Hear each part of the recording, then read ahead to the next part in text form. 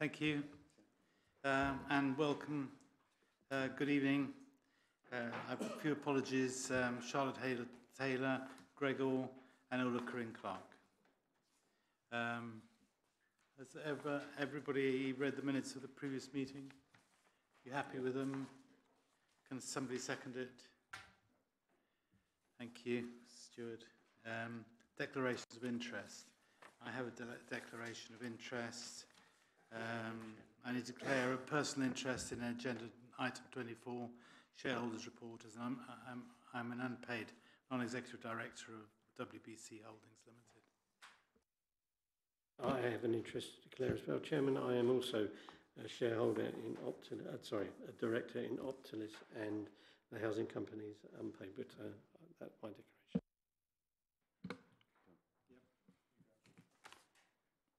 Same for me. I'm also an unpaid non-executive director of WBC Holdings Limited. And likewise, a non-paid non-executive director of WBC Holdings. I need to declare an interest as I'm a non-executive director of Optilis.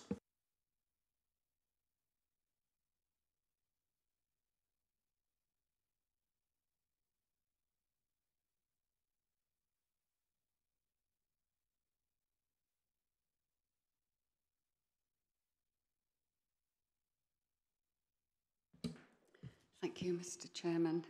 My question to Parry is that WBC clearly encouraged public consultation. Will there be an opportunity for the public to comment on the landscape character assessment before it's finalised? Thank you, Jan. Coping with the heat all right? Sorry, I can't hear. Coping with the heat all right? Yes, thank you.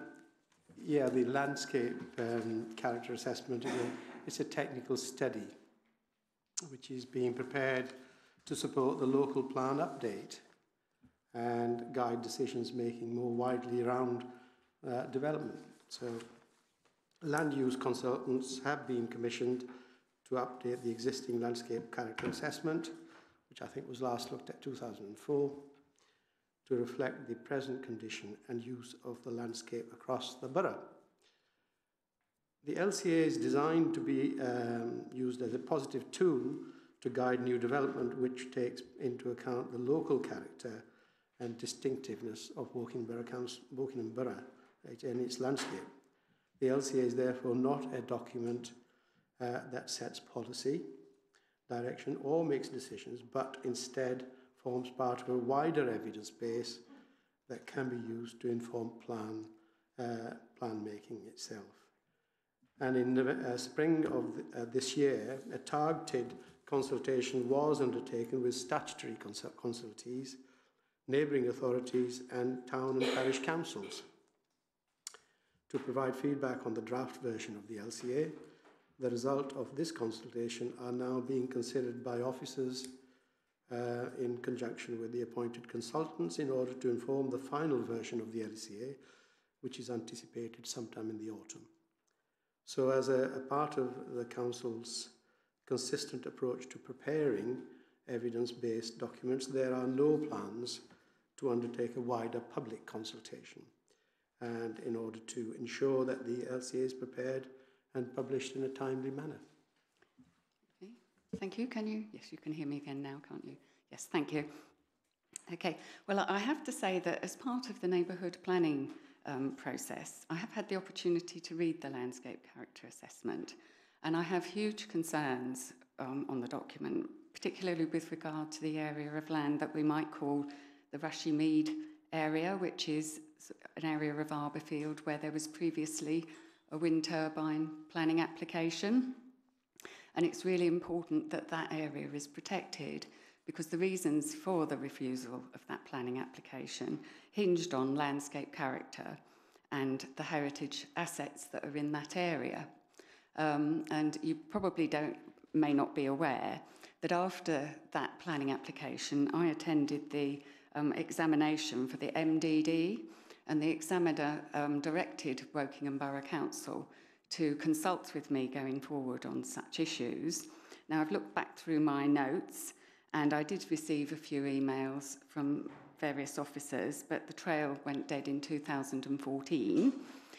But I was then instructed to participate in the neighbourhood plan to help protect the area, which I have done, but I found that opportunities for protection for these things actually were quite limited within the neighbourhood plan. We've done what we can, but it is very important that, that from what I've seen of the draft document, that the area around Carter's Hill, Sindlesham, Arborfield, that the landscape character there is actually strengthened. It has some of the best heritage assets, the highest specification of ancient monument in the church, and some of the buildings there. And none of this is mentioned in the draft that I've seen of the landscape character assessment. So I do have huge concerns about this.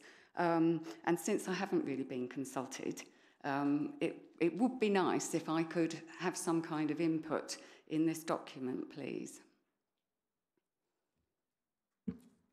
I say that the public consultation was not part to be considered, but having said that, and having listened to what you've said, I'll speak to our planning people as well as our executive member for planning to see which way we can look towards including that, or actually looking at that area and make sure that it is properly considered. So, but I'll also look into possibly the inclusion of your comments as well. Thank you. Thank you. I wonder if I could also ask to see the comments that Arborfield Parish Council made in response to this consultation, because they were consulted, but I haven't seen that.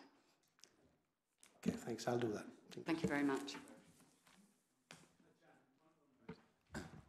I think we met at Henry Street Garden Centre when we were doing. Absolutely no problem at all with that. Gary works with me on the local plan. He's the local member, so we can set up a meeting with Ian Bellinger and Ian Church. Brilliant. No problem. Thank you very much for that. Thank you.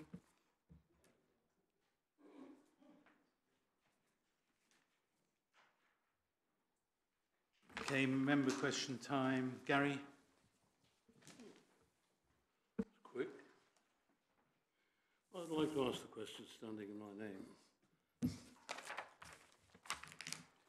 Good evening, Gary. Evening, Wayne. A report entitled Goods Delivery Noise Impact Assessment was produced by the Peter Brett Associates in May 2013 in connection with application VAR 20122312. This report was commissioned by the Council, although the application was withdrawn and we have no further record on the report and how it was finalised. However, you are more than welcome to the copy in its draft form if you would like it. Yes, please. And I don't have a supplementary. I'll get it sent to you. Raquel?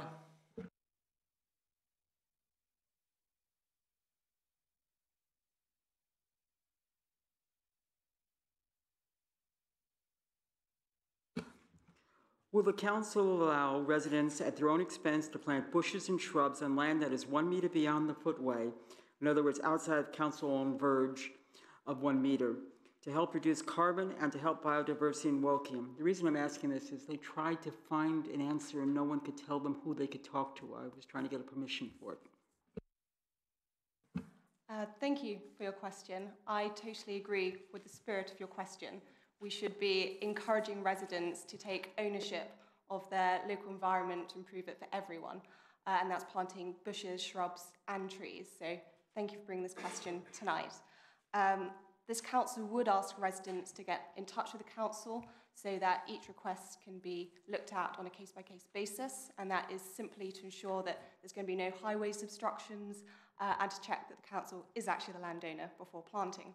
So if you come across any residents who want to plant, and I think it's on council land, then please do encourage them and ask them to double check that the council is okay with it, and they could do this really easily through getting in touch with the normal customer service channels of this council.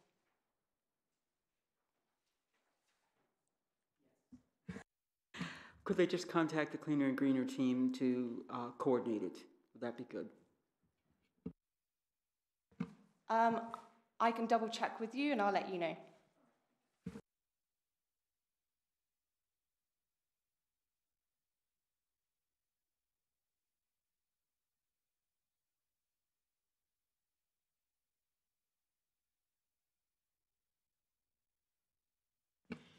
Good evening, members. My question is to Parry. What is the policy of replacing trees that the council cuts down? Is it the same as they are for doing roads, i.e. replacing them between 5 and 20 elsewhere? Well, thank you for your question. I think a similar question was asked by your colleague David Hare at the full council, if I remember rightly. But yes, the council doesn't have an explicit policy on the replanting of trees that it has felled. However, it does have an excellent record of promoting tree planting within the borough, and it is worth noting that the council has secured the planting of approximately 45,000 trees, new trees, on the 11 sangs that have been completed so far. And I think gave the numbers at the full council, but just for the record, Rook's Nest, approximately 10,000 trees will be planted there. Buckhurst Meadows, 6,500. Kentwood Meadows, 5,500. Old Forest Road, 2,500. Haysbrook Meadows, another 2,500. Shinfield Sangs, 3,000. Eldbridge Park, 4,000. Keep Hatch Meadows, 11,000. Altogether, 45,000 trees will be planted.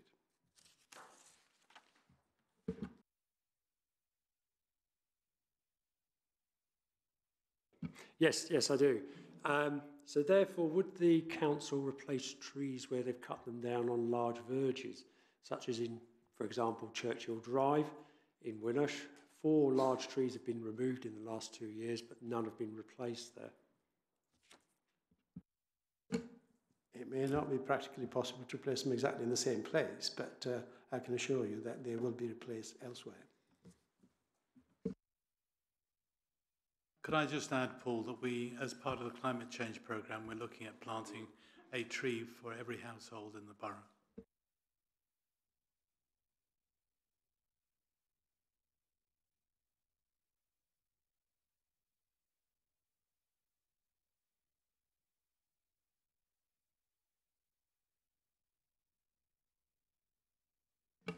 Thank you. My question is to Pauline, and it's about the award of the street cleansing contract to Volker Ho. Oh, I do apologise. Okay. What processes and systems have been put in place to ensure that the new Volker street cleansing contract will provide an improved performance compared to the current contractor? Yeah. Thank you, Andrew. I think you may have confused it because it's to do with the highways, and but certainly, yeah, it falls under my watch. Yeah, the contract hopefully will be agreed tonight, I hope. and there are some key performance requirements that have been built specifically into the contract to make sure that that we are looking at the performance of these people that are actually that we're going to give lots of money to for the contract. So a new requirement for justified complaints below 100 per annum when there is currently no limit. A new requirement for 95% of completion schedules sweeping routes. The continued requirement for litter bin emptying to be maintained at 99% completion rate. A requirement for roads and footways to be graded A for litter and detritus immediately after the sweep, if not, a return within 24 hours, as opposed to the current 3-day working that we've got at the moment. The continued requirement for fly tips to be removed within 3 days of the report. So quite a few performance indicators there that will hopefully ensure that the contractor is kept on his toes. May I ask a supplementary question? Yeah, thank you very much for that very encouraging news. If I may ask, some time ago, a number of residents in one of our roads complained about the amount of debris lying in the guttering. I went down and I had a look, and there was indeed, a lot of debris. I then looked on the street cleaning schedule and discovered that the road should have been cleaned a day or two earlier. So I contacted Cleaner and Greener, and they investigated and said that the current contractors had a system in place whereby they would visit roads before 1 or 2 days before they were due to be cleaned, and if they felt that the road was sufficiently clean, they would tick it off, as not requiring attention.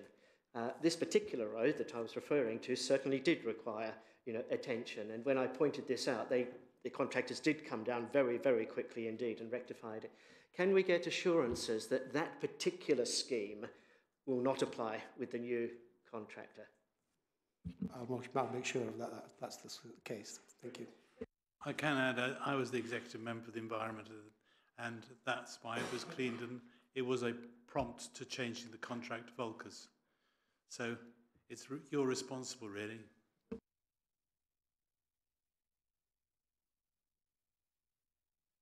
Angus.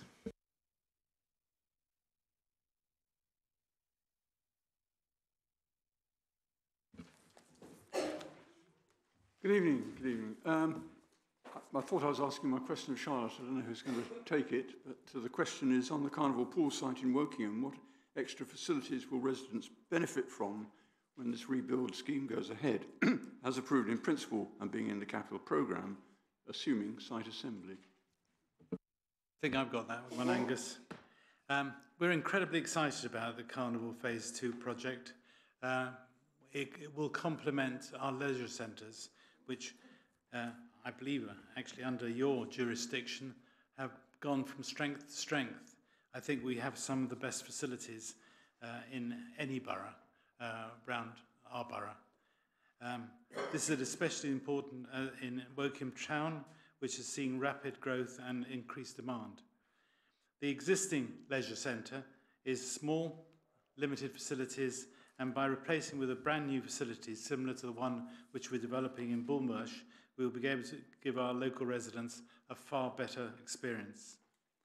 The new centre is significantly larger with facilities including new studio spaces, a full-court indoor sports hall, a larger gym, spinning studio, and new pools, including a teaching pool with movable depth floor, which I didn't understand when I saw it, but I do understand it now, which can be used for a much wider range of class and activities. There is also space for additional activities which are being discussed with Places Leisure, our contractor, who's done such a good job with the other leisure centres, but could include things as soft play area or something similar, which we've introduced in other leisure centres, which have been very popular. The centre will also open up facilities to a much wider range of people, as it includes lots of accessibility improvements, such as improved access to swimming pools, a changing places facility, and a specialist gym to support those with long conditions. In addition to this, the new Carnival building will also have lots of community uses, including a large state-of-the-art library, with more flexibility for hosting an improved range of activities and community events, which continue to prove so popular everywhere else. A larger cafe, and interestingly enough, the opportunity to use a wider centre for even more community events, including a full-court sports hall, able to convert into a fantastic 400-seat performance venue, which we hope to have its debut at our Wokingham Festival in 2022. Have you got a supplementary, Angus? I have, if I might, Chairman. I'm delighted that this is moving on, having been, as you referred to, been closely involved in looking at all the options and realised the state of the current pool and the pipework underneath, apart from all the other elements which we're now benefiting and building in. I have to say also, in my terrible past, way back, I was on the planning committee when Southgate House actually came forward. But anyway, in comparing with the Bracknell regeneration, have we had to make compulsory purchase orders in any number to assemble the sites? We have a compulsory purchase order for the Carnival Pool tonight. But I believe that's the only one we've done there, but I'm not sure. I can come back to you after inquiring of the officers. Yes, I believe there were many more in Bracknell. Thank you, Chairman. Thank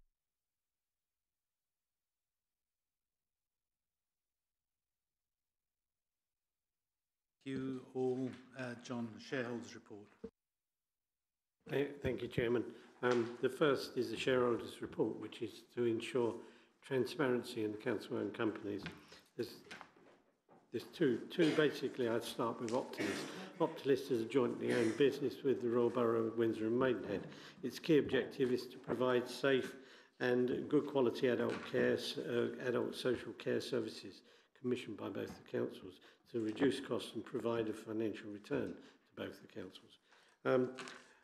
The other business is Wokingham Holdings, Wokingham Housing Limited, where there's two other businesses that run under that. One is a registered provider called Loddon Homes, and the other is called Berrybrook. They are currently working on 63 units on the site, and they're about to start on sites 5 separate projects. Phase 1 of Gorse Ride being one. Arnett Avenue is the largest of these, with a construction of 46 units. WHO is also working on a further 270 units on previous identified sites, which will be the major regeneration part of Gorse Ride South, and is the most important aspect. The submission of plan application for the scheme of 249 houses to replace the existing 178 is due to be lodged hopefully later in this summer.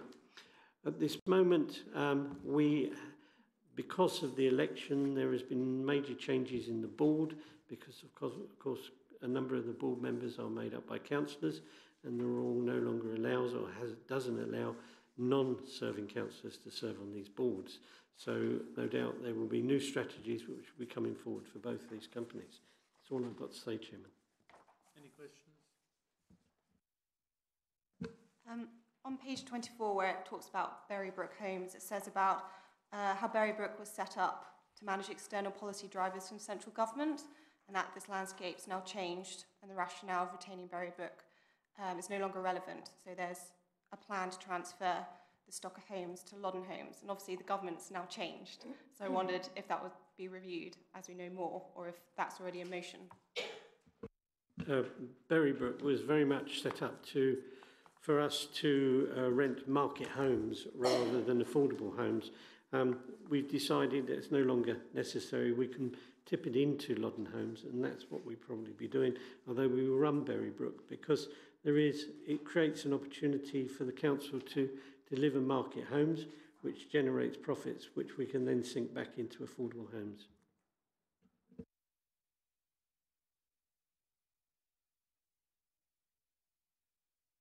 Recommendation to note the budget monitoring position at the end of 31st of May and the operational update for the period to the 31st of May.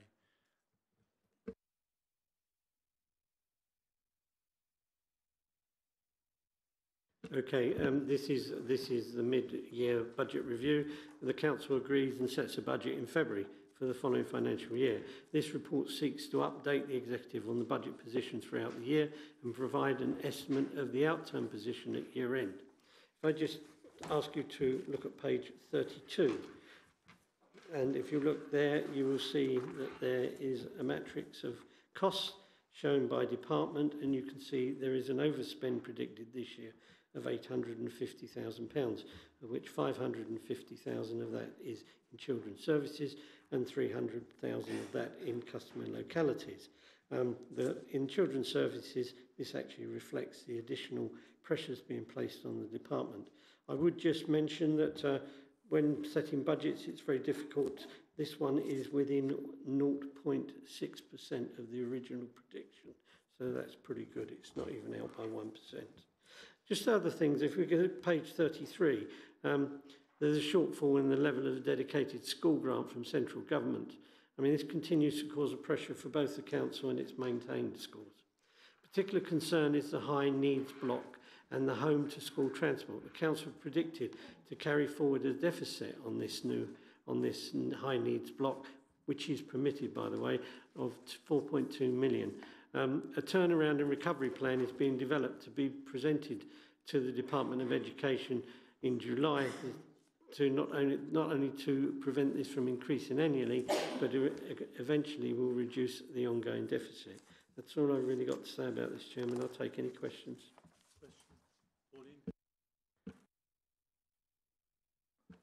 More of a comment, really. I'm very pleased to see the recommendation for a supplementary estimate for a dedicated assistant director for highways. It's a really important area. It requires a lot of focus, and I think that will give us extra bandwidth to deal with the highways congestion, in particular in the borough. Thank you, Pauline. You will also note in the recommendation we're asking to approve an in-year supplementary estimate of £75,000 to also a one-off additional cost for the interim Assistant Director of Education, and that's pending the appointment of a permanent replacement. So the recommendations of this Chairman is to note the current position of the budget, to note the forecast of the outturn and projected level of balances in respect to the general fund, note the supplementary estimates agreed with Special Council Executive held on the 30th to draw down against the general fund, and to approve those two positions, one are temporary until permanent can be replaced, and, as Pauline's pointed out, an Assistant Director for Highways and Transport. Just to make that crystal clear, the Highways and Transport is an internal or not an interim person, it's a permanent person. No, that is a permanent place. Happy with all that? Those in favour? Against? No, thank you. Thank you very much. I mean, yes, this is capital monitoring. Basically, it's effective use of, to ensure that there's effective use of capital resources to meet services, investment priorities, offering excellent value for residents' council tax. I mean, the report basically is about us delivering the capital programme, which includes all aspects of infrastructure and things such as the town centre. I would just draw your attention to page 44, which actually shows how much this is significantly better, although we've only managed to spend about 2/3 of the capital predicted last year. It's very difficult to predict capital spend because it's dependent on an awful lot of things, such as roads, when developers start to build. And next year we've pushed £93 million of that capital spend into next year. We expect year on year, as we build out with the SDLs and the additional infrastructure, that number will get closer to what we're actually predicting. But we always have to predict a number which will allow us to work within that budget. Any questions? The recommendation is to note the capital monitoring report for the first quarter. Everybody happy? Lovely, thank you. John, Treasury Management Report.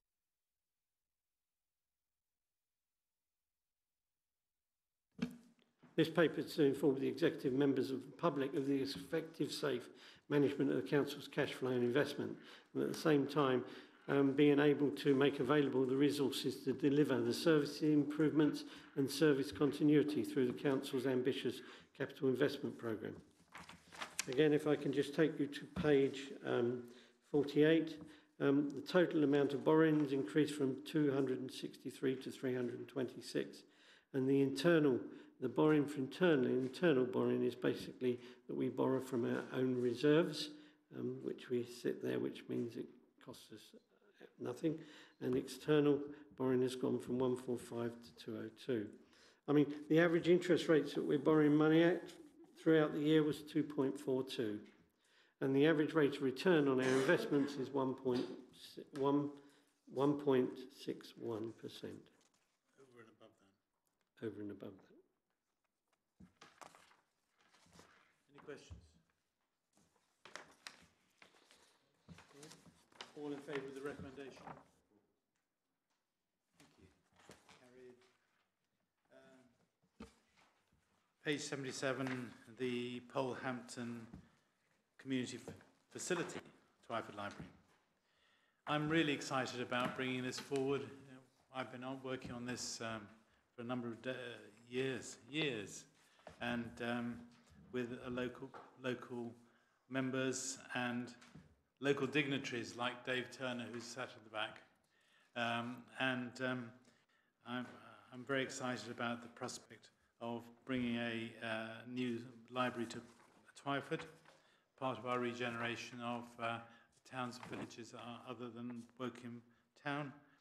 And this is a scoping paper which to agree in principle the development and to authorise the work to bring it to a conclusion.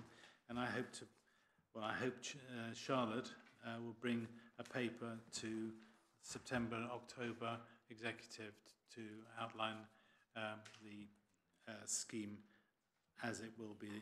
There is a mistake in the executive paper, page 77, to achieve a long lease at a peppercorn rent.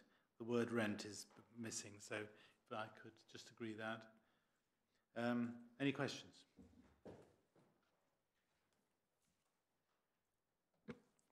I fully support this. It's been a long time coming, and we need to get on with it, and we don't need to hesitate, John. We need to make sure that we're on the case and we don't have any more delays. Pauline? I'd also like to support this. I was involved in it right at the beginning, and I think it's a really good solution for Twyford. Be a really good facility. Any other questions? Those in favour?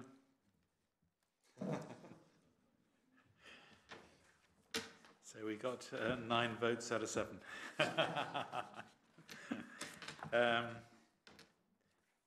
The transport for South East, Pauline, 83. This is a paper to support the formation of a body for transport for the South East, which stops just above us, doesn't include Oxfordshire, but goes right down to the coast and goes across to Kent. The general transport for the transport for the South East is a bit like a LEP in a way. It's below government, but above it covers a group of councils. It allows us to bid together for funds and try and influence the transport policy across the whole of the South East. We can bid for things like extra road funding, although not the maintenance. We get consulted on rail franchises. It will allow some sort of inter-ticketing between organisations, and it will enable us also to do things around clean air zones. So I think it's a thoroughly useful thing. It will allow us to have more clout for the South East. There is one for London. There will be one further north as well for the sort of Oxfordshire area. And I'd like to recommend this for approval. Questions? Those in favour? Any against? No, carried. John, Health and Safety Annual Report.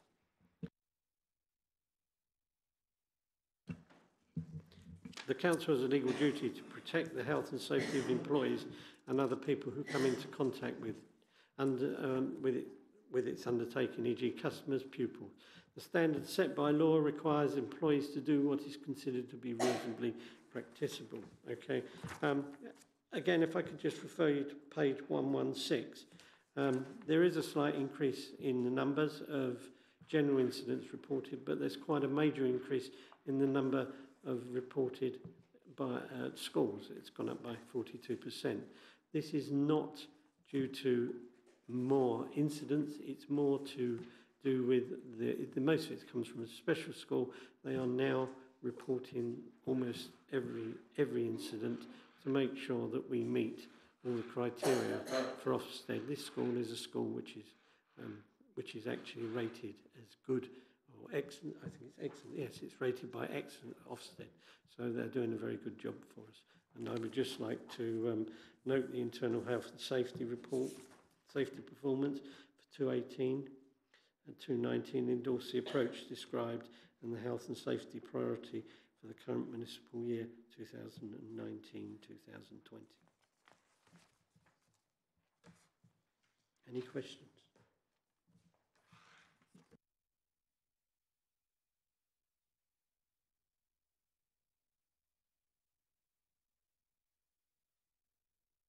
Item on the agenda tonight is the compulsory purchase order to complete the Carnival Pool site, to which I referred previously.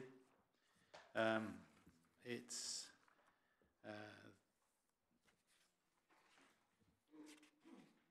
I think it's probably self-explanatory in the papers, but it's ironically a building we used to own. So.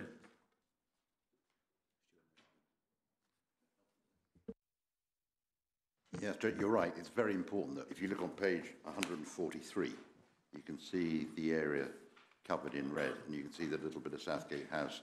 This is quite important in that we've been looking for to do a deal with the existing occupants of this building. We found other buildings for them, which they do or don't like. So this is part of the process that we've said we go through and was agreed in March 2017. So this is really just to confirm the detail of how we do that process. So we've been expecting this to happen so we can do the Carnival phase 2, as you described earlier, to Angus. So it's part of the process that we always envisaged in completing this area. Happy to take any questions. Hope that helps, John.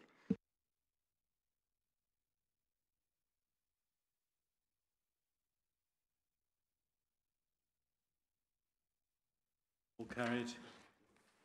And the last item on the agenda is Harry, 177, the award of the street cleansing contract to Folk Highways. Thank you, Chair. Yes, this has been gone around all the houses that it should have gone to. The purpose of the report is to agree actually the inclusion of the street cleaning contract as part of the highways contract. The current contract ends early next year, which has had 2 extensions already, and it is considered that the previous contract didn't satisfy our requirements in terms of quality. So we've gone for this particular contract and to improve the quality of the service, as well as to actually align it with the highways contract under the same service provider, which is Volker Highways. So, and the agreement is to, I ask your agreement to, there is a growth item of 111,000 per annum to be approved from 2021 to, as detailed in the report, and also the inclusion of the street cleansing department as part of the highways contract.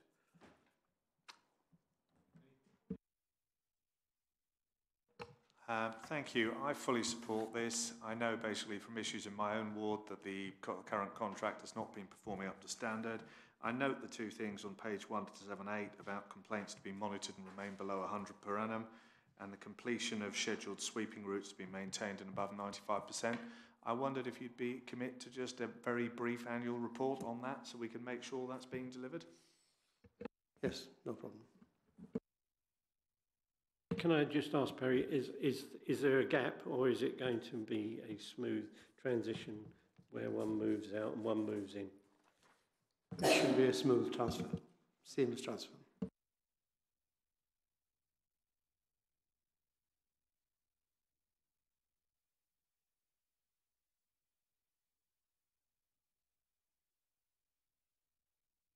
Concludes the business for the evening.